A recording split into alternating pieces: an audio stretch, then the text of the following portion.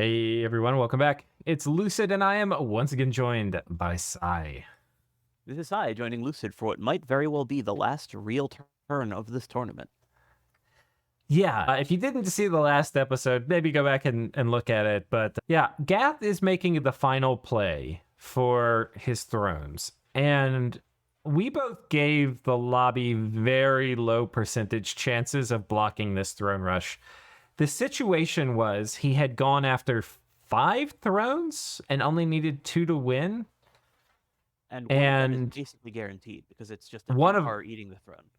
Yeah, one of them there's no counterplay to except Gath fucking it up, and I think that might be the only one that actually. Anyway, no spoilers, but uh, yeah, Well, I think and that then was a but the other spoiler. ones we were like, it's going to be extremely hard for people to throw off, some more than others. Yeah, there was like one army, for instance, that was mostly normal troops, which seemed beatable with a conventional army. But Gath had successfully cut off Pangea's army such that the only response to it would be teleporting something inside of that throne. And then meanwhile, there are like so many other thrones that are under siege that it's unreasonable to expect Pangea to have teleportation response forces for that and also be able to make plays on the other thrones. And even that army most likely has the preponderance of Gath's mages. So there's really no easy Yeah, army, with everything being like either blobs of dream horrors with actual mage support or huge numbers of demons and mages. So these are just like actually genuinely impressive armies, and he has them on 5 different locations. Or sorry, 4 different locations, all of which need right. to be defended. And Pangea is a nation which kind of is uniquely set up, aside from Fairy Trod, to not do magic phase stuff. Like they don't have magic phase capable mages to, they could put like a ton of boosters on a sage. And they also, this particular Pangea doesn't have troops. So like you can move troops around efficiently with Gateway, but he can't move his main army, which is mages, around with it. So, and Zabalba's kind of out of position unless Zabalba has Stygian paths. One of the things that Gath had done was Zabalba wanted a clause in the nap that if he was close to any thrones, like adjacent to it, he would need to reassure him he wouldn't throne rush. So he just stood 2 tiles away and moved from like a couple tiles away onto it without having to like break his oath and say, "Hey, trust me, I'm not going to go on the throne." He didn't have to like lie through his teeth that turn. I don't know. Yeah, he didn't It's the need the strangest adjacency. thing. Yeah. Um, did you have something you were going to say? Oh yeah, so the only thing that I was going to add to that, I guess, is also just that Xibalba's army is besieging a fort, which means that his god wouldn't be able to magic phase his big demon army, even if he did have like all the gems and whatnot already set up to support that kind of move. Yeah, that's true. Okay, first time in this game, Gath's message this turn is not written by Maiden. Sadly, he has some real life troubles, so this turn mostly is made by other team members. But since most of the jobs were done the turn before, it's not a lot of scripting now. So Umor failed to break the Erythian throne last turn, so we need 2 more turns to win this game. Unfortunately, not 1. Everything else looks perfect. 4 throne assaults made by us break walls everywhere, so we need to capture 2 of them to win, and even 1 less if Umar finally does his job right. And this is their misunderstanding about it being a percent chance rather than them just keeping him there for 2 turns. So this actually is the one that was actually truly guaranteed is the throne they fuck up on.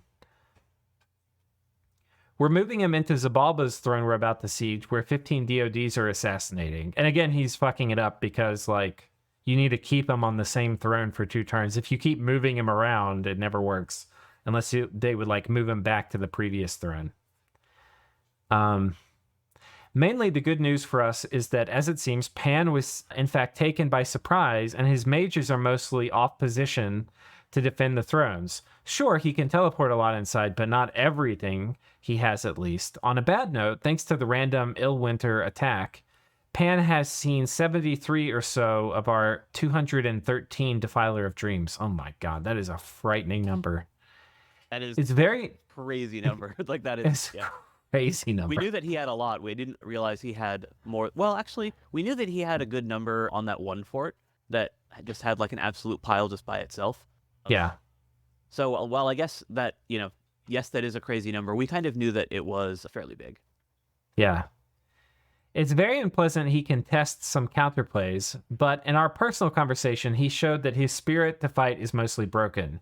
He revealed to me that his main plan of wishing for royal Malaquis and making them turn one and enslave all of Gath's armies, but he failed to finish preparations in time thanks to his god dying to doom horrors twice.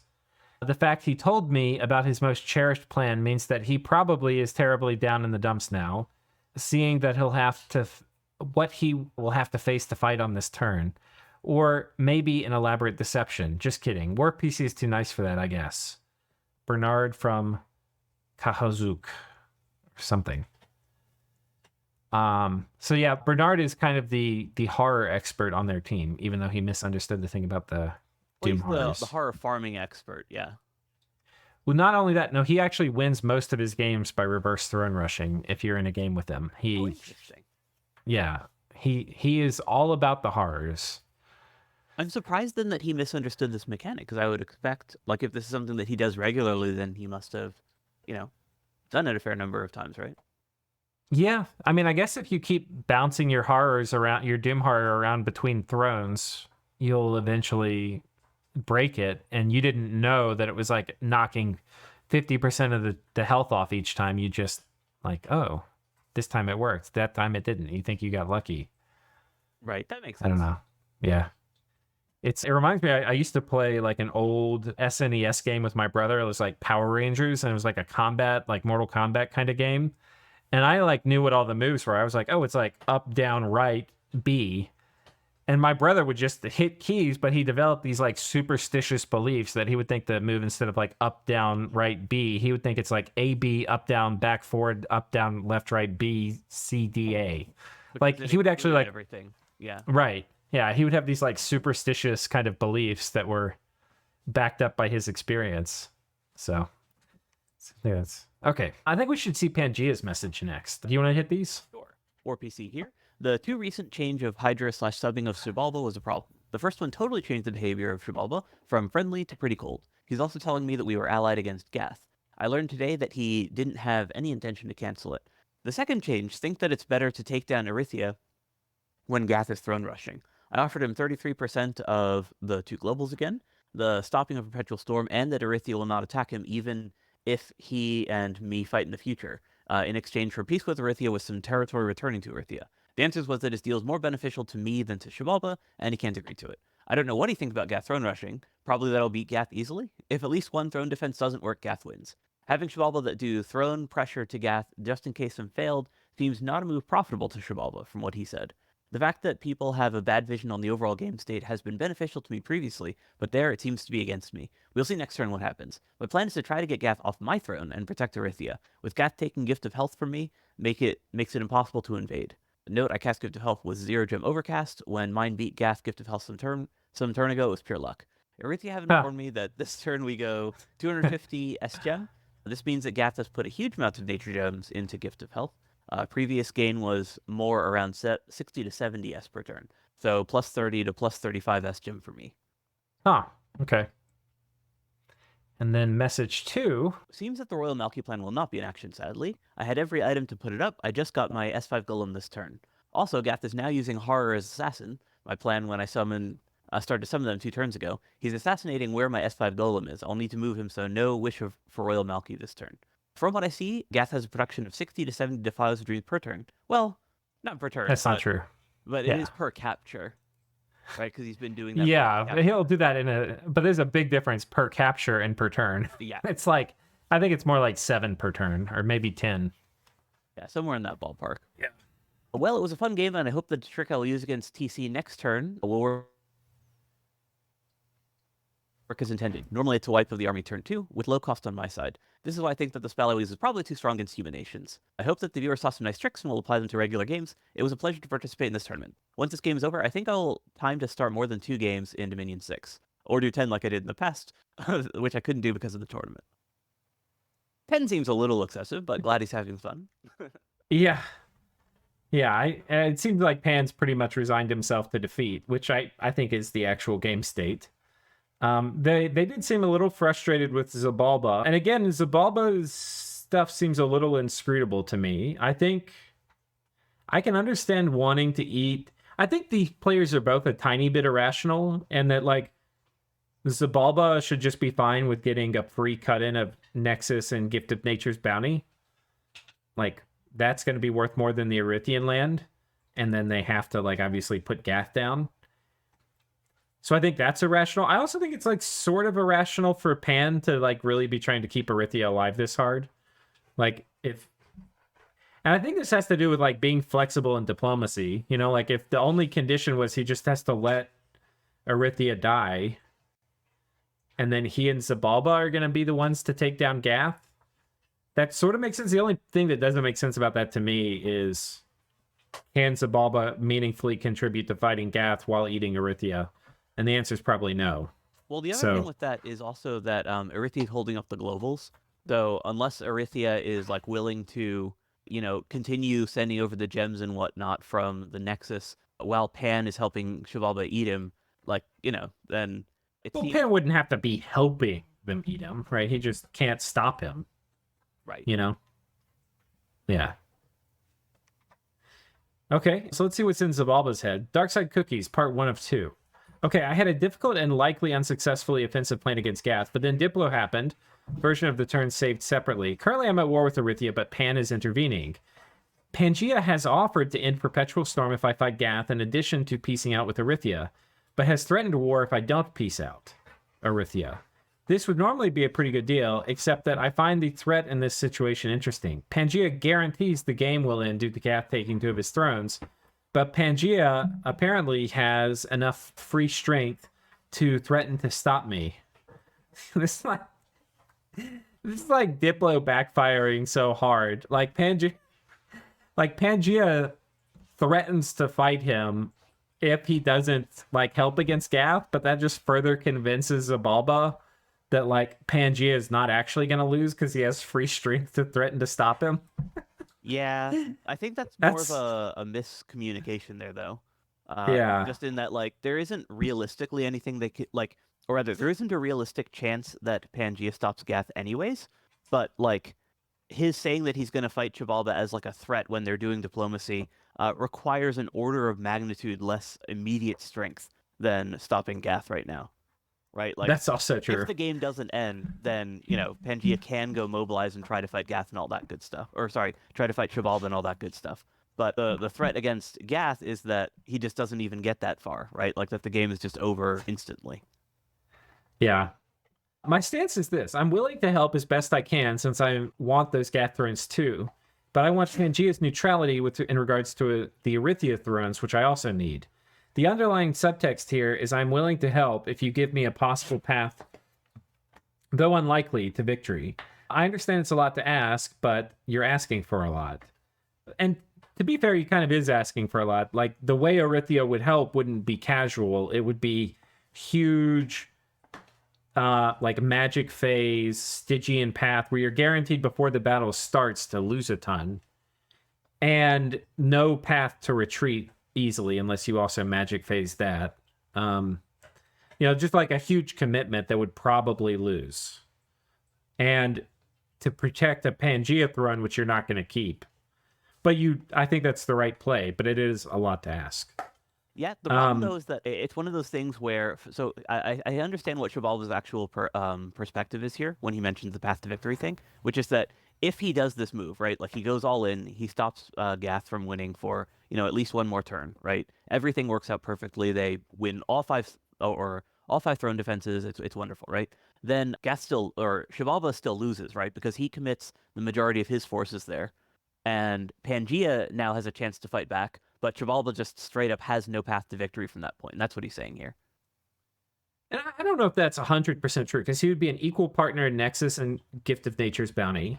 He has a huge border with Gath. He could retake some of the stuff that was taken from him. I mean, he would certainly profit immensely from a dying Gath with Perpetual Storm down. So I don't know if that's true. I know they had concerns about like, okay, well, if Gath is dead, are we still equal partners, or would you guys cut me back out of Nexus and Gift of Nature's Bounty? And so I think that's up in the air. But Yeah, I think what you said though is right, that there's a lot of miscommunication happening. Or not Um, even miscommunication so much as like that they're kind of looking at this from different perspectives, right? So Shabalba's perspective is like, how does Shabalba win this game? What are the like requirements, and what do I need to like get from these folks in order to have a serious shot at winning? And yeah, what his perception is basically that if he throws everything in the way that he would need to do in order to keep the game going, that's just delaying his losing by another couple turns. right. Yeah. Because ultimately he's not making plays to take Gath thrones. He's making plays to save Panthers. Like it would be a lot more tempting to be like, oh, I'll Stygian Path on top of a Gath throne. Like if Gath hadn't cracked all of Pan's thrones yet, right? So Pan had like a turn to respond. He'd be like, oh, I'll crack some of his thrones so that'll take some pressure off you. Like that would probably be more appealing to this particular Zabalba. Exactly, yeah. That he needs something where he actually gains, not just preventing the game from ending immediately. Yeah. It's like, from a like a you have to always play to win perspective, it's suboptimal, right? Because obviously the game ends if you do this. But on the other Right. hand, like I do see where it's coming from, where he sees himself as like a junior power, and he doesn't like perceive playing to help Pangea as like being like a valid option at that point. Yeah, it's also like the Pan Gath War has just started. Pangea ended the nap with Gath, right? So they are starting the war. They know they've been talking about Gatestone being missing, so they're expecting throne attacks. And they haven't had a major battle yet, and they're positioned too with Arcane Nexus and Gift of Nature's Bounty, right? So I can understand Zabalba thinking like, hey, you guys should be able to defend. Fair, stop. You guys should be able to defend yourselves. Like he's like, you're just trying to get me to do the heavy lifting for you while you're gonna profit. Yeah, and I think that's what he's saying of like, curious, you seem to have extra stuff to defend yourself with, right? Or to attack Right. me with. Yeah. So yeah, I definitely agree. That seems to be his perspective here. Yeah. One of the things I like to do, I think it's one of the things that makes me reasonably effective at diplomacy, is I don't like assume things. So like especially like if it's a critical situation like a throne rush, like I want screenshots. And I don't want screenshots of like just the army. I want to see what's near it. Just like it's like, guys, it's the end of the game. The throne rush is happening. Send me like a 9x9 area screenshot of that, like showing everything. Yeah. Because like these, you need to have situational awareness. Like Pan should volunteer this too, because it's like, here's how fucked I am. Let me share a screenshot of what was inside this fort. It's nothing, right? Here's all the stuff nearby. Like, this is how fucked we are. Because if you don't share that, then people are having to like, there's a lot of like trust and unspoken stuff that people end up like making assumptions and all these things. So it's also one of the interesting things, like if you play Dominions without Discord, where you can't share screenshots and you can only do in-game communication, you can see how these types of like confusions would be like almost impossible to unravel. Yeah. On You the know? other hand, so I actually prefer playing that way, but the difference is more metagame in that like I don't do Dominion stuff outside of the turn. Yeah. And then Yeah, no, it's when kind of nice. It yeah. saves time for Well, sure. yeah, like it's not just saving time so much as it is segregating the Dominion stuff from everything else, right? So when you open the Dominions game, you're playing Dominions, and when you're not, Yes. you're not. That is an important thing. I do like the idea that just for that reason, because I do feel like I'm like constantly, like when I was playing a lot of multiplayer, I was like thinking about it all the time. I was doing Diplo off and on throughout the day. You know, it's nice to just be able to do your turn and then compartmentalize it. But these things are very hard to sort out. Like very aggressive, rushy kind of plays are much better when it's in-game only Diplo.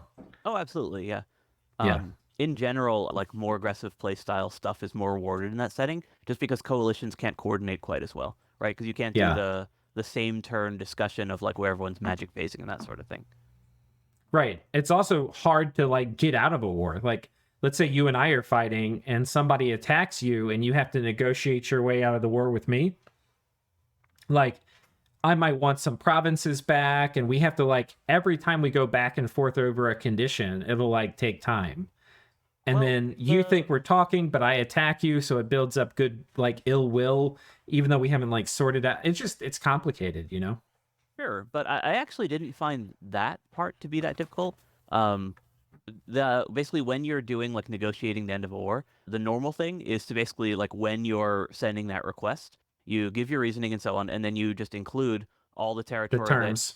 yeah, Yeah. exactly. Like, hey, I'm Yeah. going to back out of these provinces to go deal with this. Feel free to take these, but don't keep pushing, and we can go gang up on the other guy. And then you can reply, with either Yay accepting or or nay. denying. Exactly. Right. Yeah, that's a good way to do it. Okay. Otherwise, I expect you to protect your own thrones as one of the big two, rather than expect me to sacrifice initiative and material for a good job buddy and likely new perpetual stormcast followed by a coalition. Pangea has rejected my offer and understandably stand by their ally. I view my path to victory as involving the thrones of 257, 185, 178, 182, and 60. My goals now are to take Erythia's throne at 178 and gain a border with 185. Okay. It is cool though that like even like from his perspective of like, the game might just end right here. He's still like looking towards his victory, right? So Yeah. it's the same, or I guess it's kind of showing that he's not just like using the I need to, be stronger as an excuse. It's like by, listing out the thrones like this, he's kind of showing that he's still like in it to win it. So he's not just giving up so much as he's making a gamble that Pan can win without him. I would, if I were, it's so hard for me to take myself out of the position of knowing this game from the omniscience perspective. But I think if I were just dropped into this as the Zabalba player, I would need a lot of convincing by Pan, because I'd be like, you've had Gift of Nature's Bounty, you've had Nexus, you've been on the X side of an XV1 war for the whole game. You've had all this time to prepare. How are you unprepared for a throne rush in a war you declared, where the only thrones that are being attacked are you and your vassal? Like what am I missing here? Like, explain that. He could explain it to me. I'd need the screenshots and stuff, but I would really have to be talked through it. Yeah. Okay. I'd love to fight both Gath and Erythia right now, since it gives me a remote chance to win. However, I'm unwilling to fight Pangea plus Erythia and Gath, so I'll be redoing my turn without attacks on Gath. So Pangea's threat to fight Erythia, to fight Zabalba, has caused Zabalba to go back into their turn, undo their orders which they had already put in to attack Gath. And then okay, well, on the other hand, if he wasn't like doing major and massive commitments, it's most likely going to be like it most likely wouldn't have made a difference regardless. Yeah, I know I talked to Darkside Cookies the other day, but Darkside Cookies, put in the comments if the things you undid involved Magic Phase army movement, like Stygian Pass, Fairy Trod, Gateway, or not Gateway. What's the Astral one? Astral Travel. You had said that you talked to him earlier and that he said that he hadn't. Well, he said he didn't do it. He didn't tell me that he undid it. Oh, gotcha. Yeah. That's what I'm wondering. Did he have the army magic phase and undo it? I know it's not going to happen this turn. It's a spoiler. Well, it's not really a spoiler anymore because he just said he's not attacking Gath. Why not accept Pan's deal? The reason I'm only useful to Pangea as long as Gath is a threat. As soon as Gath is checked, I'm going to get stabbed by a coalition, so I need to make hay while positions 1 and 2 are fighting. If I can take the Erythian throne, then maybe I'll be on a strong enough footing to push for a win into Gath while defending a small Pangean border. Yes, it's a long shot, but I expect the worst, which is the game ending next turn. Okay. Some assassin reports, which I think we don't need to watch that, I don't think, but yeah. It would be cool if we could see these, just because I think it's really awesome to see these sorts of like super assassins in effect. But yeah, we should be good without watching it. Yeah. I probably should clarify the low number of ineffectual remote assassins. I'm using them to ping Erythia's fort and see what domes might be hanging around. This last turn I checked 225 and 169. Also worried about a Pan God drop on the stack with my God, which would wipe the following, which could wipe the follow-up stack heading in. No Twist Fate Amulet to counter. But I would like to think that Pan's God has better things to do. Yeah, I would think so too. And then Tianchi is the last person. Do you want to take this one? Yeah. All right. Well, we could probably push Gath off that Agarthan throne. Long odds, but maybe. We did kind of talk about how he had a shock resist plus. But Pan says he cannot push him off any of the other ones, so we are just going to have a big battle before the game presumably ends. I can't say I'm really keen to prevent the game from ending, but even so I would feel honor-bound to stop a throne rush if Pan thought he could block any of the others. The past 20 turns have basically been us stalling for Gath to win in a, well, good job you beat us, but also you lose the game now kind of way. We said this was going to happen. Maybe this is all some big brain play from Pan to bait us out into fighting us so he can finish off our armies all at once so we can focus on Gath, but if he can fight our army and block Gath's throne rush all in the same turn, then that is that is somehow better for him than us fighting Gath and Agartha throne. Then wow, good job, man. Should be a cool fight with Pan bowing out of the game and Dominions 5 for that matter, with one last great charge from TNG's cavalry. Yeah, to be completely fair though, I think if either Pan, Zababa, or Gath was winning the game now, they would say we told you so. They did have like a bit more of a bullseye on Gath, saying they were the really hard scaling ones. But yeah, I think if either one of those three won, they would be like, yeah, you shouldn't have gone for us. Yeah, but it's also the case, though, that Gath was basically one of the few people that wasn't in on the coalition to kill them, right? Just because they didn't have a border. So, if you're fighting everyone else, then it's fair play to call out the one guy who's not fighting you as the big baddie. I think Gath was more friendly towards them. Gath did take some of the Arco land from them. And Gath also was magic phase, like gym baiting them to help Pangea out while Pangea was attacking. So Gath definitely declared war and helped. He just kind of had very limited spoils he got from it. And ended up kind of befriending TNG afterwards and helping them put up Vengeful Waters. So, yeah. Okay, so let's go throne by throne, I think, rather than look at this. So the first throne we'll look at is the Agarthan throne. So we have Vetiheim first attacking. So this is interesting. Vetiheim is not the person who I would have picked to lead the charge on a magic phase attack. But I guess Gath was one of the people that was killing them, so makes sense for him to at least try. He's using his god here. Wait, 1 second. Let me... I wonder if the god was horror marked coming into this, because this horror jumps right... Oh, he was. Yeah.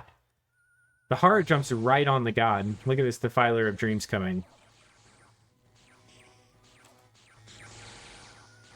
Yeah, only one, but even just having one in an army, this is kind of like when we were talking about summoning them early on. It's still super valuable just because they can interrupt mages by getting right into range with them. Ooh. In this case, the god casts Soul Drain. That could keep the god alive. If he's able to get it to trigger enough, yeah. Well, actually, so the Dream Horror is dead, and there's Time Stop. Okay. God health 95.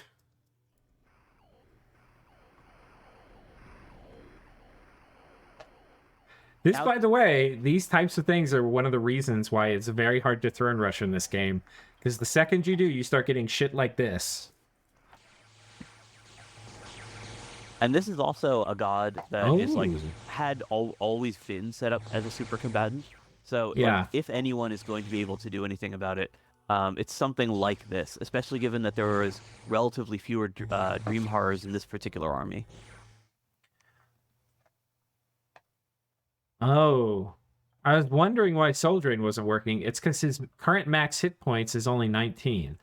So he's not going to heal until he gets down to 19 health.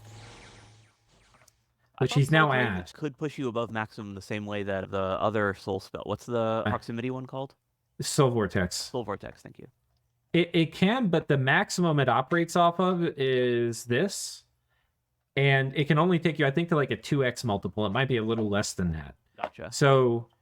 yeah, it will take him up to, I'm guessing, like close to 40. Which is still a lot, but... and there's a lot of...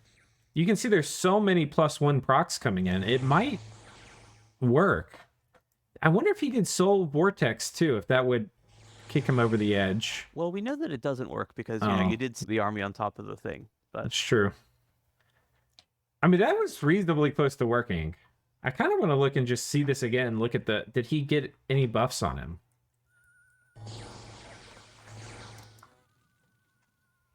Like, I'm wondering if this, well...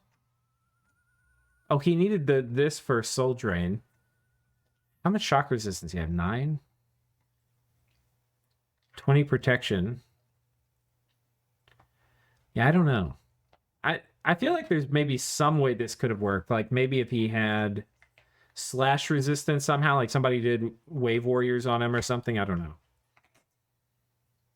Because I think these are slash attack. Oh, no, that's blunt. Yeah, I don't know.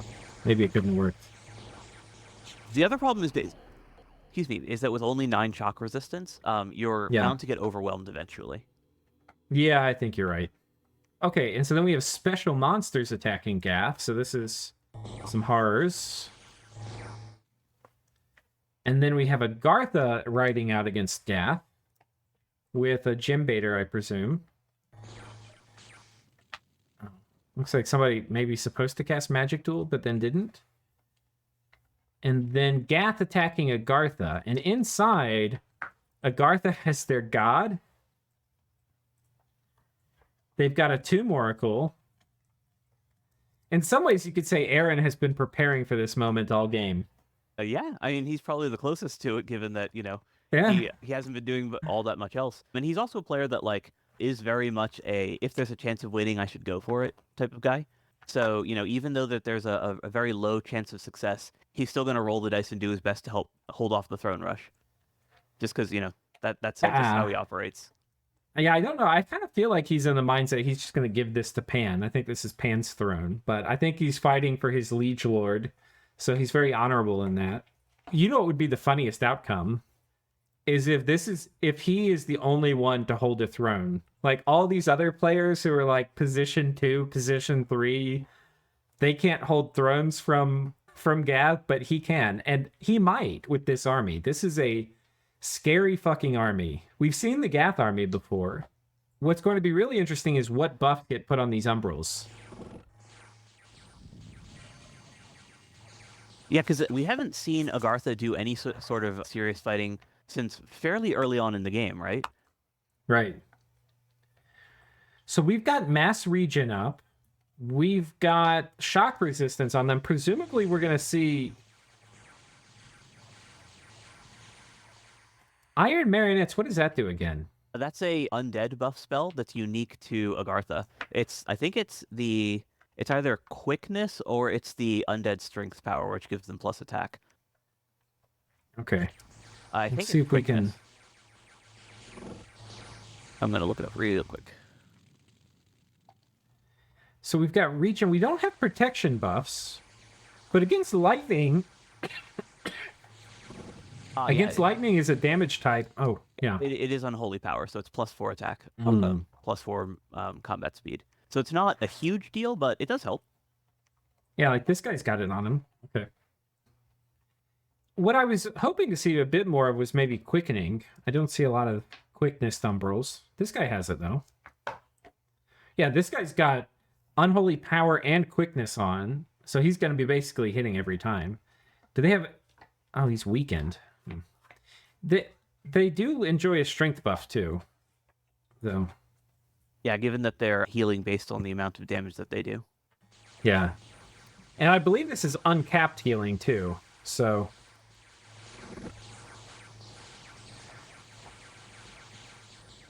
Now, on Gath's side... Oh, these guys aren't blessed. This is a major problem. That might have had to do with the Vedheim thing.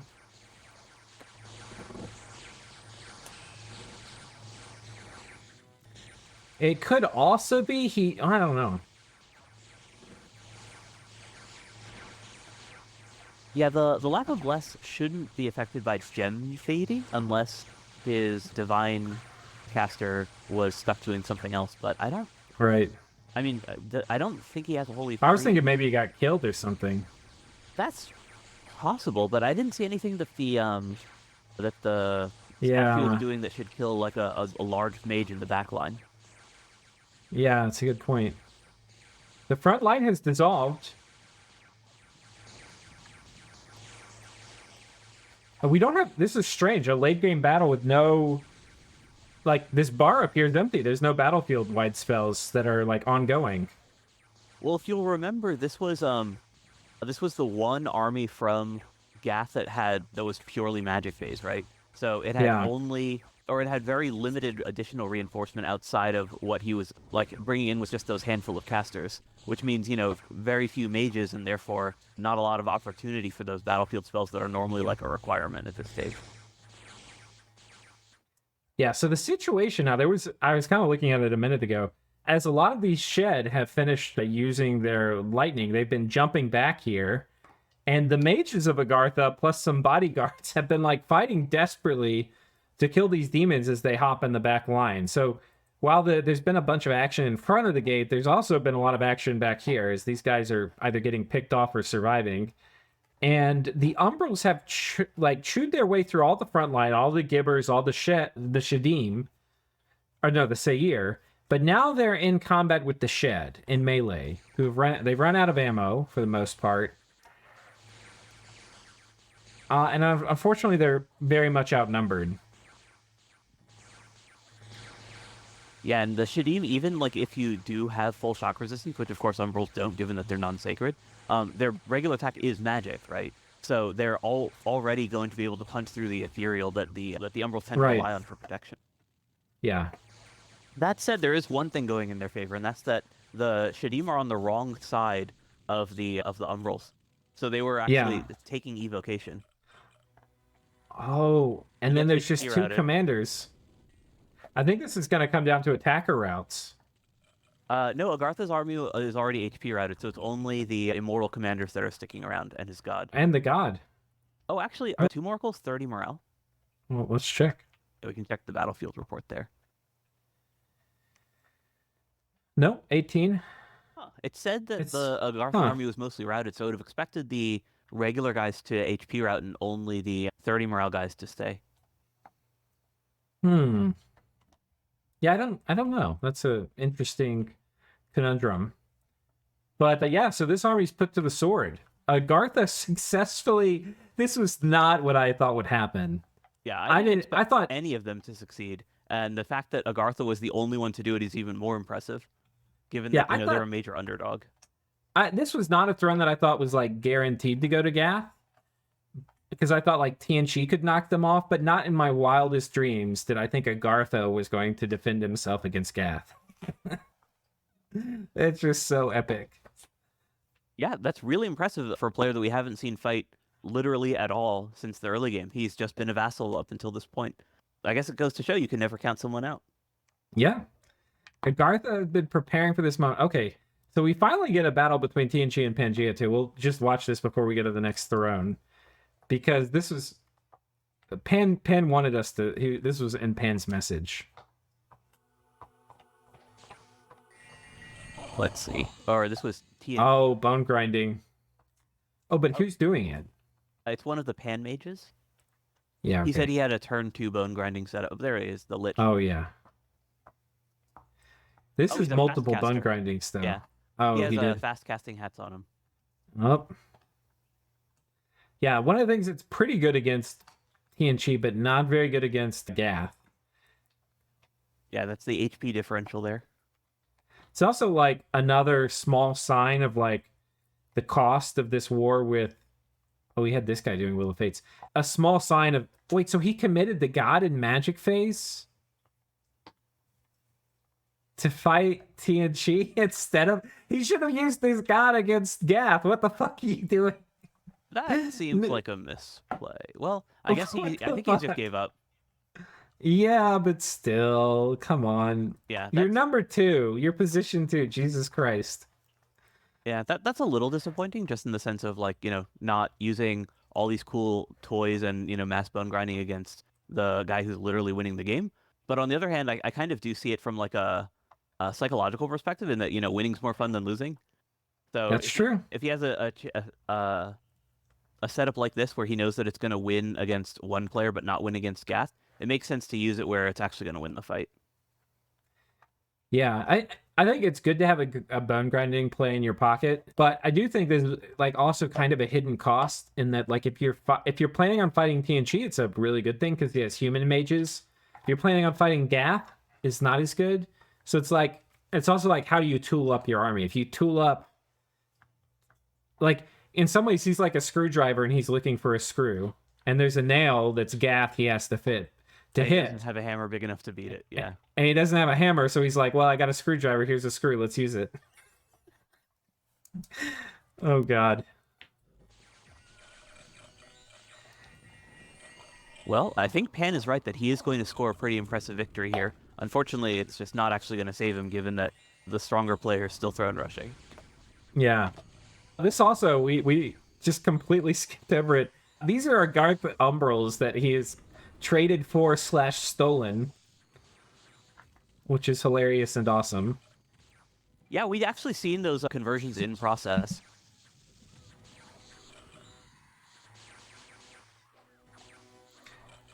Ooh, Pan putting up Rigor Mortis again.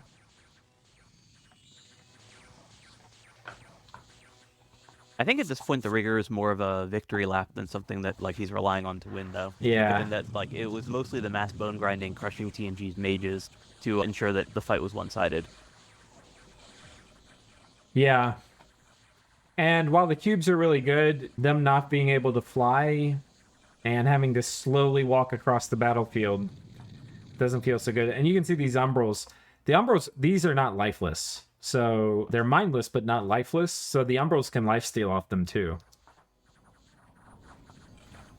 Which kind of negates one of the good things about them, which is the acid shield. You know, normally you get hurt when you attack them, but the Umbrals are going to heal when they attack them. So. I'm sorry, what were you going to say? Oh no, I was saying that like Umbrals also, just on account of being large, don't get trampled, which usually is like Yeah. the other big thing about the cubes. So they're like a Yep. perfect answer to mass cube plays. Yep.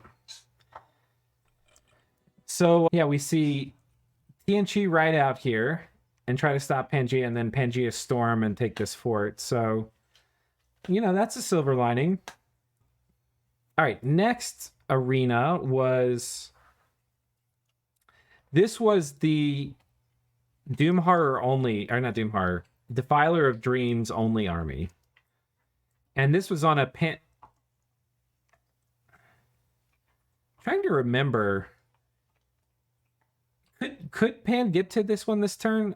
I kind of don't even remember discussing this. Did we not see this the previous No, we turn? did. We basically called that one out as being the one where it was awkward just because his stuff nearby was locked down. Oh, yeah. No, but he had to get the mages there from this. We had to move the mages from here to here, but the mages could be interrupted, and he had all these skeletons here. We thought the skeletons would kind of work because they have spirit sight, they can see invisible. But the question, did he have enough chaff to protect all the mages? Apparently the move didn't happen. So Pangea doesn't even attack on this throne. Yeah, But you're going to get to see... No, this is kind of anticlimactic. That's so scary. These things are so wild, guys. I don't know if we pulled them up on... I mean, we have, but... God, 2 armor negating couple different attacks. times, yeah. A life drain attack, or 2 life drain attacks. Invisible. 22, 24 for stats. Damage reversal. Oh, God. Teleporting. Fear. And the teleporting, if anything, I would say is like the most important part there. Yeah. Okay, so this one goes, and presumably there's a stealthy prophet here, or prophet, Holy 3. The Erythian throne, this was the throne that was going to get killed by the horror, by the Doom Horror, but he didn't understand how the mechanics work, so he borked it. The next one was this one. So Pangea does attack here, but there wasn't too much in the way of an army. But this is fun. Okay, so this is going to be the first real battle we've seen where it's a semblance of an army. I mean, this is probably 80 sages and some harpies versus a kind of combined Gath army of like demons and defilers of dreams. Yeah. Because like in the previous army where we'd seen the Defilers of Dreams along with his troops, it had just been, I think, literally just one. So this time we Right. actually get to see them with serious mage support. All right, let's see what happens. Oh, God. Okay, so they've got Will of Fates off. Now, this is probably the single best defense against these horrors, because you're not going to stop it with defense, and you're not going to stop it with protection. And then the Storm of Thorns is coming out. So he's scripted this. We're still in the scripted slots. And that's actually doing a ton of work. It's similar to how in close range, Blade Wind kind of becomes a shotgun. Along the same line, Storm of Thorns becomes actually pretty good at clearing out masked enemies once they've jumped on top of you like this. Yeah, these guys do have a fair bit of protection, so they're going to have to get hit a lot of times.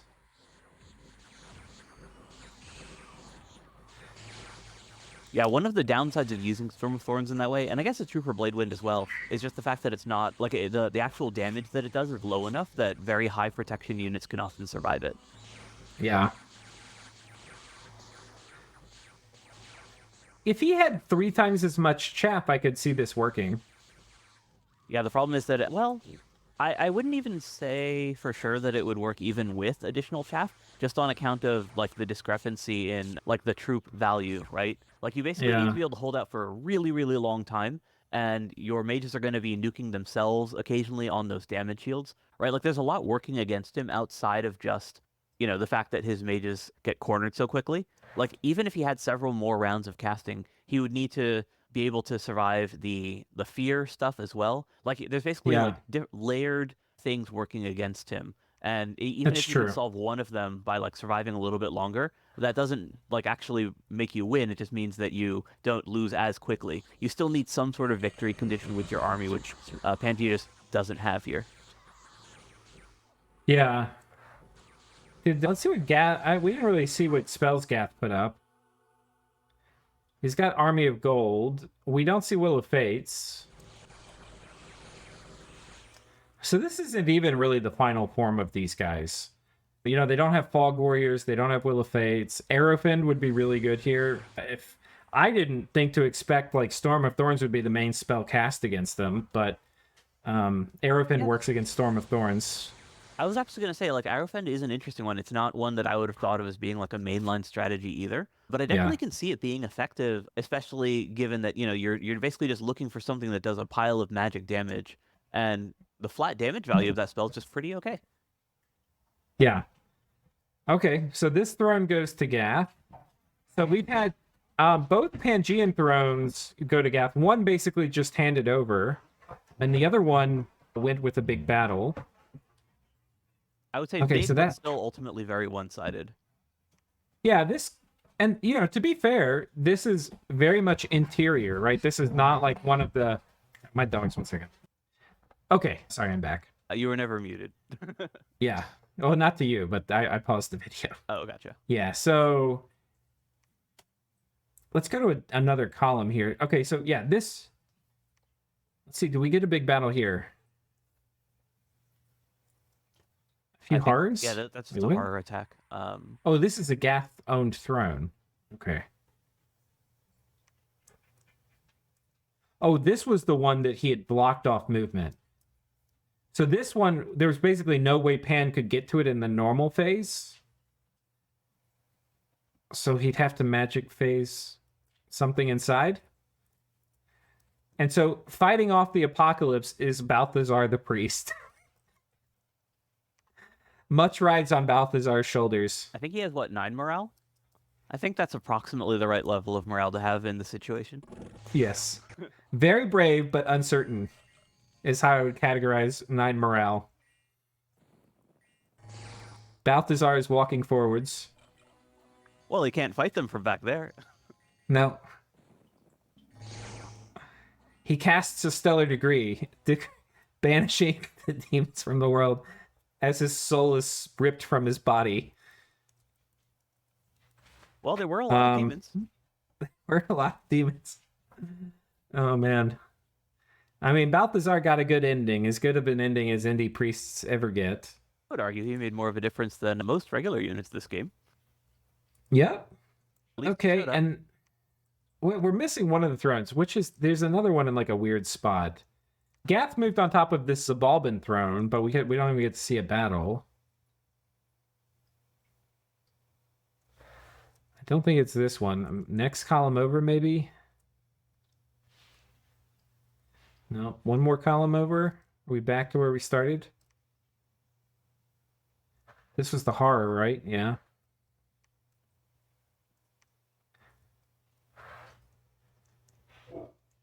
No, I think we've seen it. We've seen the 3 thrones that he took from Pangaea.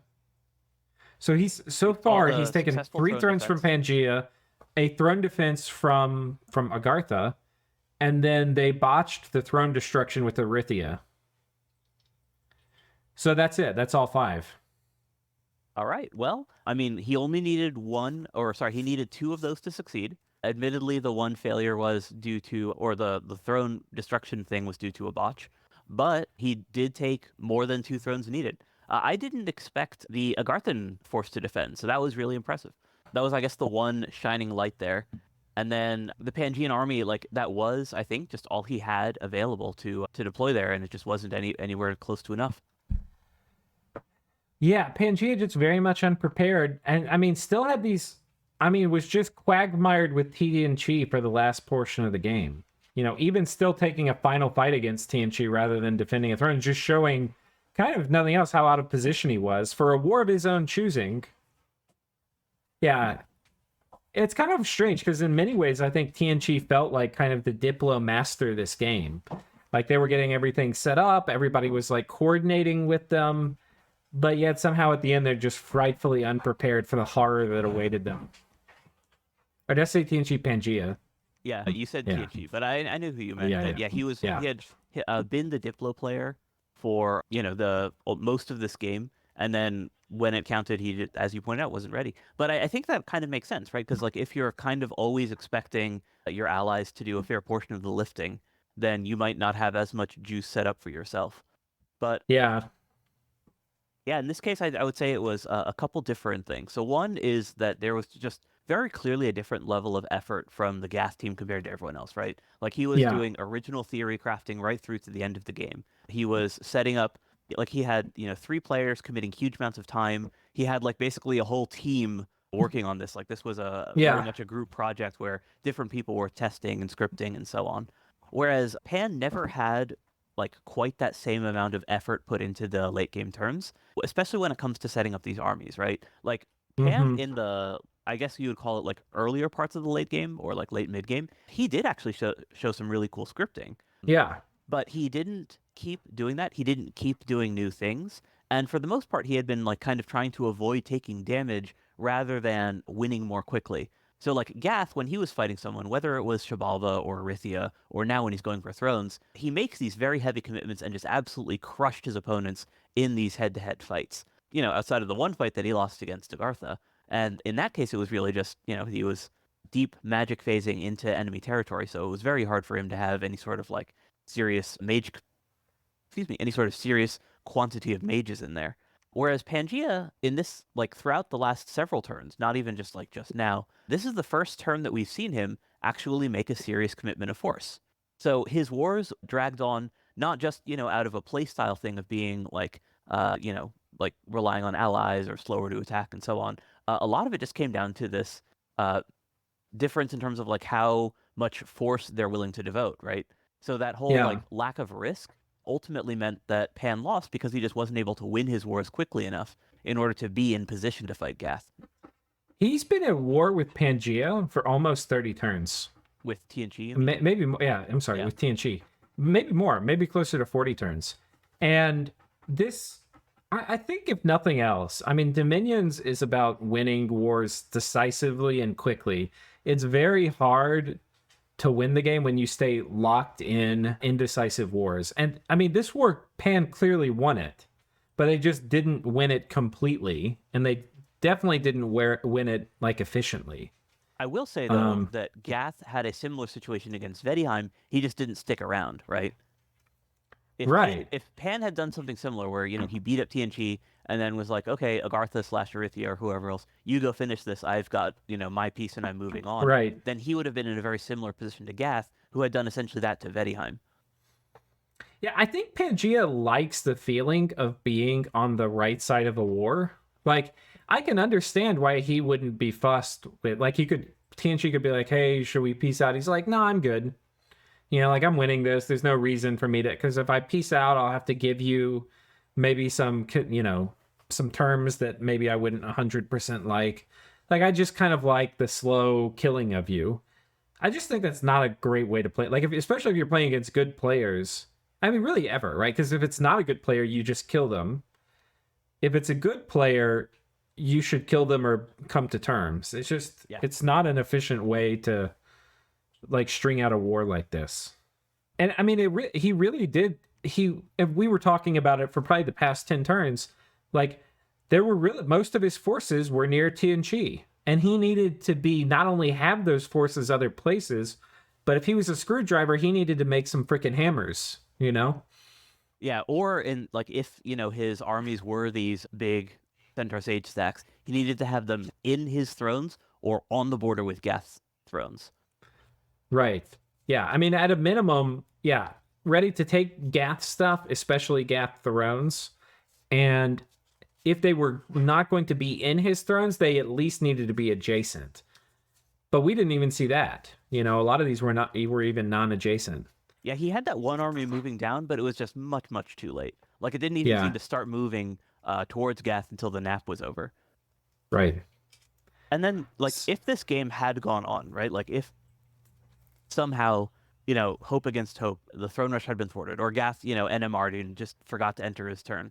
Even with all of that, if you just look at the map, and like on the left-hand side of the screen right there, you see those big Gath armies. Oh, yeah. It looks like in a conventional war, Gath would have just crushed Pangea anyways. Yeah, I kind of, when I heard the game had ended, and that it kind of ended with you can't really call it a throne rush at turn 98, but it was kind of a throne rush. Like, it wasn't. Throne rush, yeah. Yeah, it wasn't a taking over, like, it wasn't a formality. Him just taking the thrones. Like, if you're winning the game and you're running away with it, at some point, like, taking the thrones is a bit of a formality. That's not what this was. Yeah, but I think he could have. Oh, go ahead. Oh, yeah. So, this is, obviously a super minor point, but to me, the difference between, a throne rush versus just, winning the game conventionally is if you control the area surrounding all of those thrones, right? Like, if you own 75% of the map, then I would just say it's like a push rather than a throne rush. Whereas in this case, he is striking deep into enemy territory in order to take the thrones and just winning off of that capture. So even though his armies are set up to win, and in my opinion, he absolutely would win the game if it had been, or if it had come to a grinding war, he would have still been able to steamroll over Pangea. The way that he did it was absolutely a throne rush. And it was very well executed. Yeah. It's one of the best throne rushes I've seen. I think, maybe it could have been a few more mages with some of these armies from the Gath side, but I mean, it was really really well done, except for the Doom horror thing. I do think so. We got to see one way these horrors were used, where they were used in these mass throne rush things, which I think is absolutely probably the most powerful use case for them. But there's also another world where he chose to take his province graph and shoot it up to here. He could have hit every province in the world probably and taken 80% of them. Oh, easily, yeah. Yeah. So that was the other world. And then he also had the conventional armies moving around, and Pan's going to probe the conventional armies, and then all the horrors are going to join a conventional army the next turn when you didn't expect it. So Gath was in a position to actually steamroll the world, I think. I kind of wish we got to see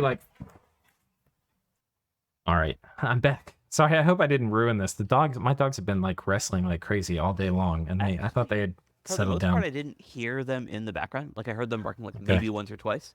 Mostly, I just heard you telling them off. Okay, all right. But yeah, I think the thing I wish we got to see. I think if he had just had 5 turns of conventional war and then done the thrones, it would have been a lot more fun for me as a caster, and probably for the lobby. but it would have been a lot harder, and it would have been probably 100 hours or more of work for the Gath team to do the quality of turns they had been kind of doing all game. Well, if they're doing 30-hour turns and 150 for 5 more turns, yeah. Yeah. Yeah, because they would have been fighting Zabalba, they would have been fighting Pan, so it's kind of like it just saves them a ton of time to do it. But I think they would have stomped the shit out of them, and that would have been really fun to watch, and I think it would have felt better for everyone else. But I think this was probably their highest win rate move. Like, yeah, the other thing is that like they don't lose everything if the Throne Rush fails, right? Like they did lose everything that they sent to Agartha, and that's a pretty big hit. But they need to win only 1 out of 5 battles. Or sorry, 1 out of 4 battles, and then they also still have their Doom Horror cruising around, right? So like their chance of winning is almost certain just for going for it at that point. Yeah. And even if they did lose everything, they still have all these huge armies, like the one you're showing on your screen right there. Yeah. So many armies. By no means, yeah. So like it was sort of an all-in in that like they deployed everything that they could in order to hit those thrones, but it wasn't an all-in in that they would have just been like down to nothing if they had lost. And then to I guess go back a couple steps when we were talking about the Dream Horrors and their utility, this is something that we discussed way long back when we first started talking about like how to use these things. Is that the Throne Rush was of course one of the big ones, and then also just using them as the super elite buff troops. But the way that I see them is kind of like a special forces thing, right?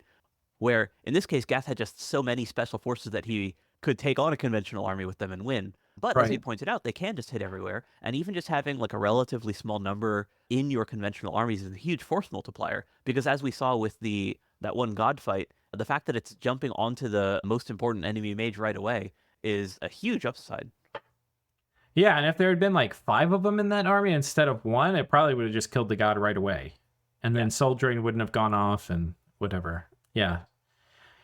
Yeah, I think Gath would have kind of mopped the floor with everyone in a conventional war. I think the one thing to emphasize is I think the timing of this war was great for Gath in that they were like really cresting in power.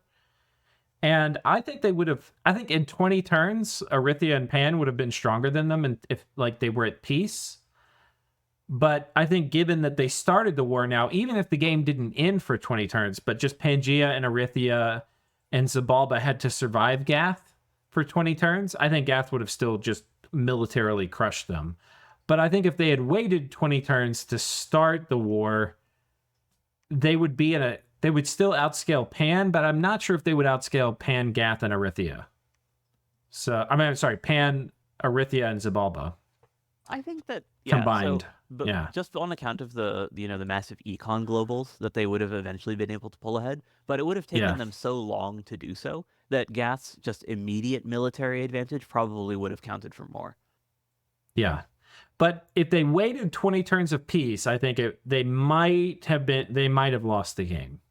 I think they still probably would have won, but I think it's more like 50-50 rather than if they push now, I think it's like close to like 95.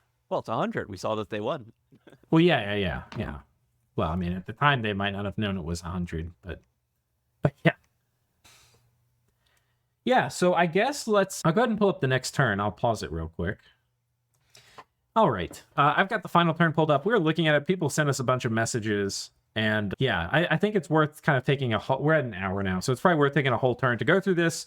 And then we can kind of go through what I want to do on this last episode is go through and kind of tell the story of each of the nations and just kind of reflect on their path through the game, the decisions they made, and how that ended up affecting the final outcome now that we see how it ended. But in case you don't want to see that, because that will kind of be a victory lap. Here's the message. A true god has ascended, and indeed, the winner is Gath. With significantly more than half of the thrones. Yeah. Gath with all the thrones. Yeah. Anything you want to say closing out this episode, Sai, before we go on to the next one? Just a shout out to Aaron for being able to pull off a defensive victory when no one else could. That was really fun. That's maybe one of the highlights of the whole series.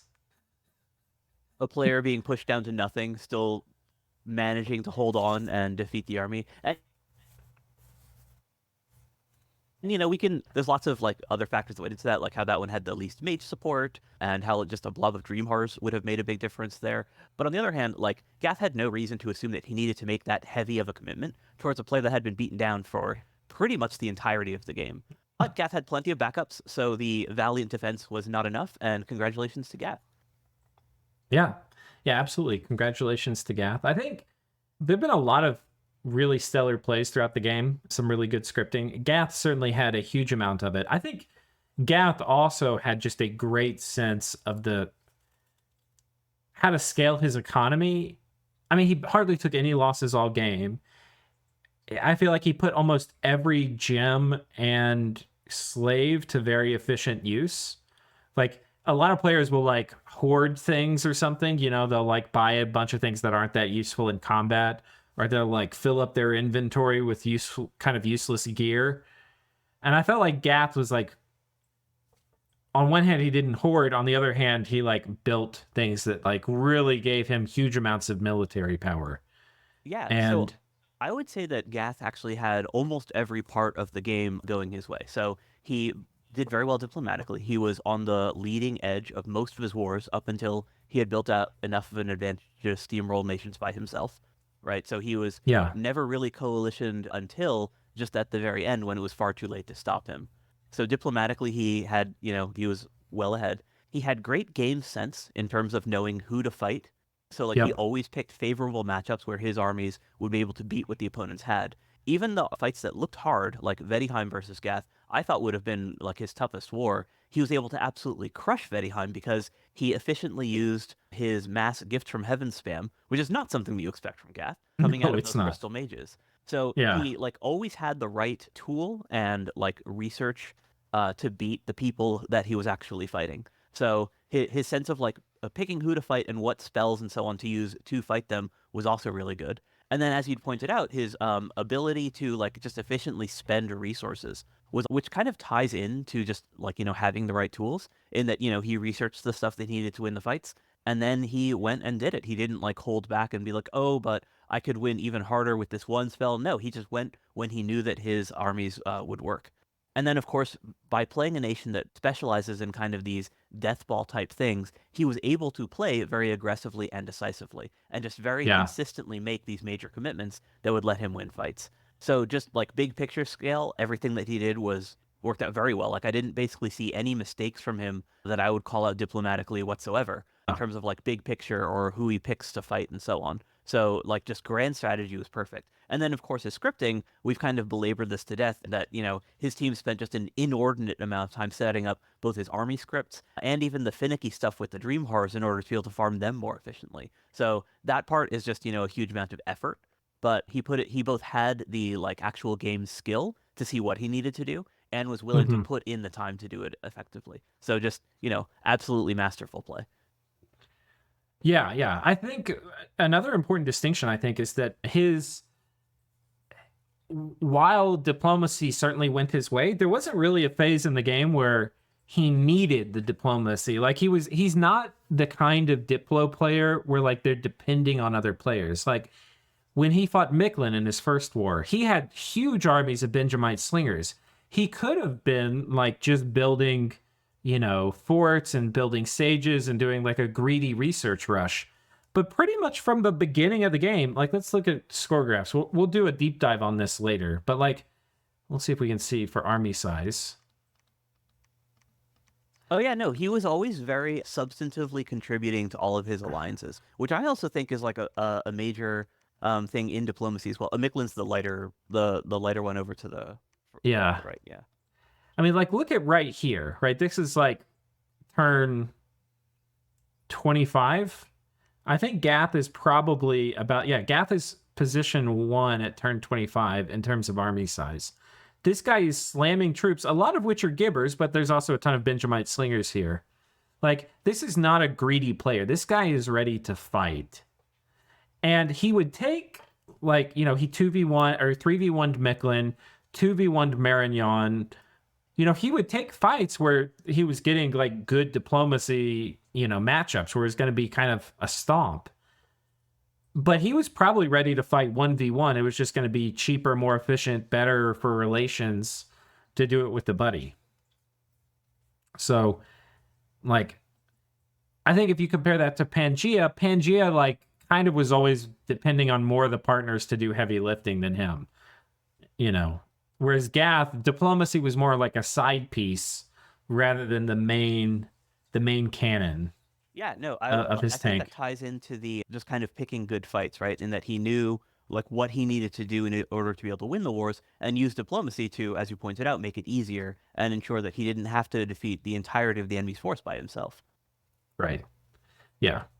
And by the way, I think the other important thing, he kept his head from sticking up too high above the fence.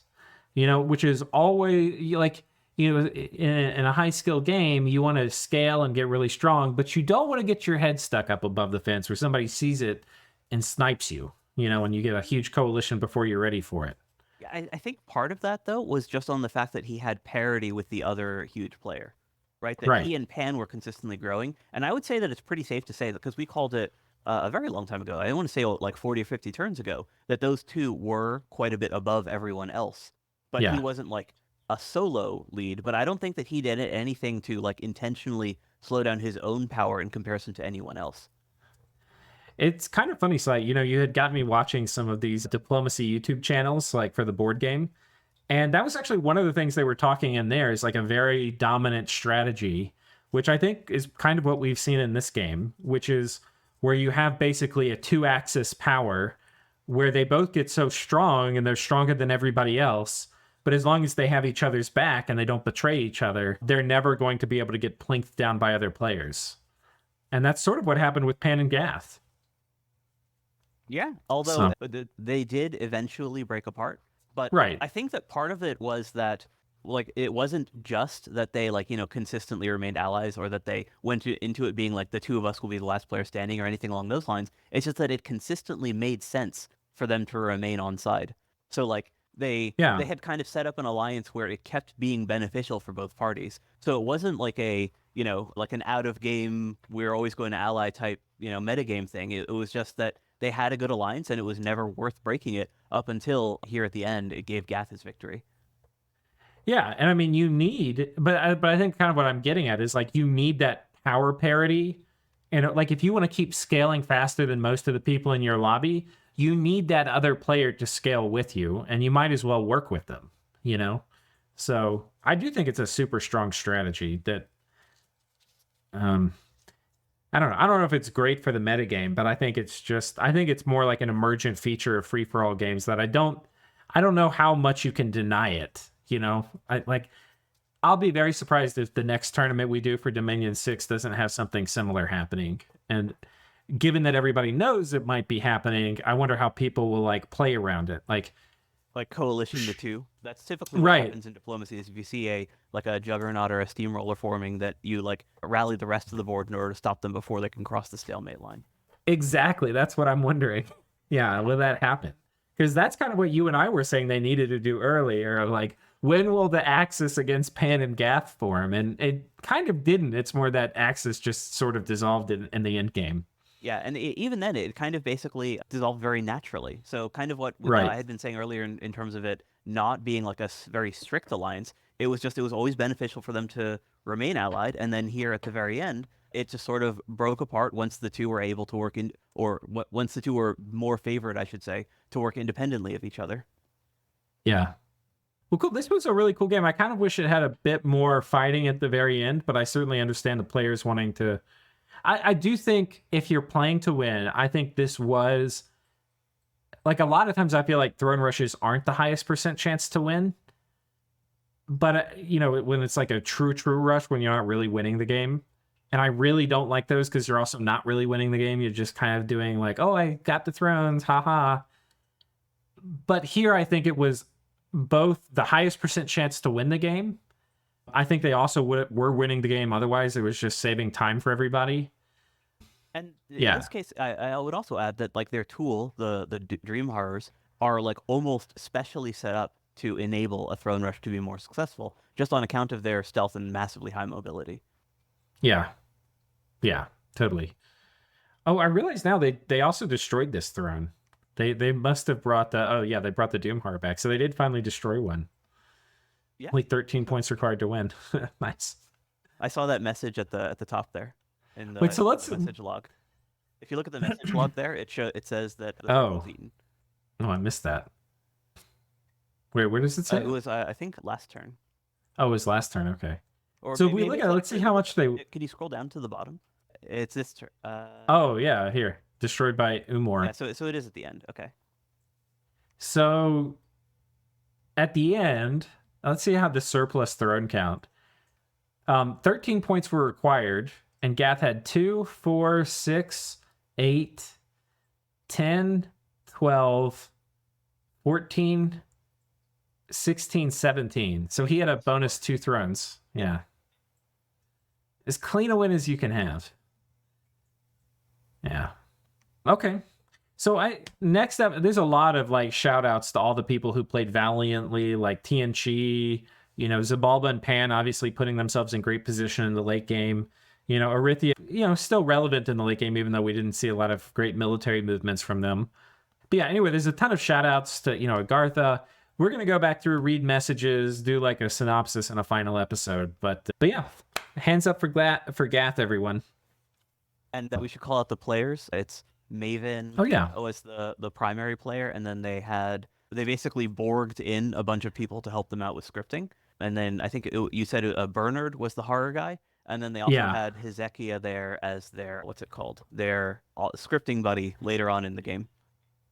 Yeah, and the Hydras contributed massively to this team, but they were not like Maven was the CEO. Yeah. He was calling the shots, but with I don't know. I feel like these guys should run some kind of organization together. Like they had a very good command and control structure with like high degrees of autonomy, but also like some hierarchy and decision making. So I don't know. I'd be interested. They'll probably put some essay in the comments about how they organized everything. But yeah, we'll see that next time. So yeah. I think next turn we're just doing like a quick retrospective, like the 1 paragraph summary for each nation. Yeah, something like that. Yeah. Okay. And maybe we'll look at the score graphs too. So yeah. So see you guys then. After action review. Cheers.